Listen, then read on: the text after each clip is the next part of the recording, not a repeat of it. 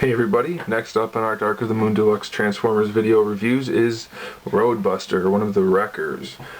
Overall, this is a pretty cool figure. I don't know if I like the Wreckers in general, the fact that they're kind of like NASCAR with hats and mullets and things. I don't know if I like that whole thing right there, it's not my thing. But the figure itself is pretty cool. The arsenal he has is pretty cool. His mech tech, not as much. It just kind of turns into a chainsaw type thing, and he can't hold it very well. His hands are sculpted, but they're not sculpted very well, in my opinion. And the gun doesn't stay in there. He'll hold it enough, but it kind of just pops right out. He's got these weird cannon things up at the top. They look cool. I don't really mind that they stick out up there. I don't know if they're always out in the movie, but they are on the toy. You can't really hide them too much. So that's my only real complaint with those.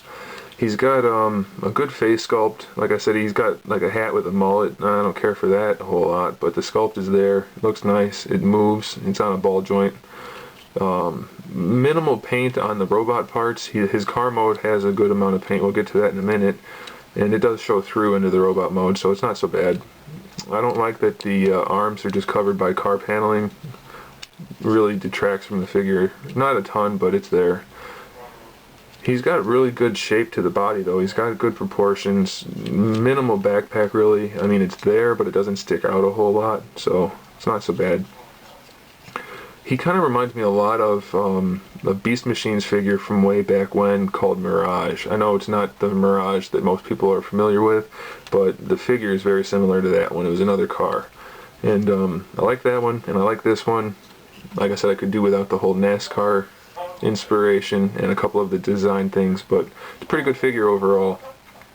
Including the lack of paint on the robot parts, kind of bad mech tech thing, and the poor design for the arms.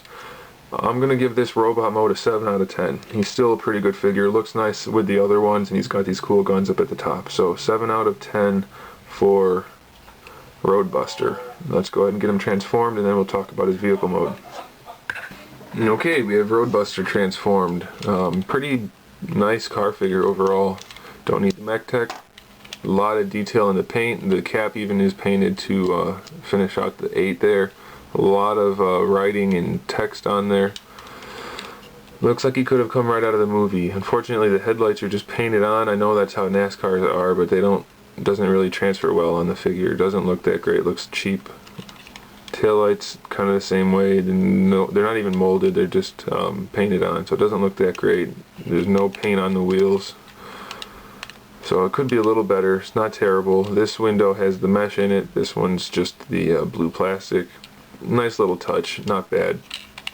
Not too much stuff hanging out of the bottom. Solid car figure overall. I'm going to give this one an 8 out of 10. It has a lot of good detail. Fits together pretty well. Not perfect, but well enough. And not really any problems with it. So 8 out of 10. There you have it. Thanks for watching. Check back later for more reviews.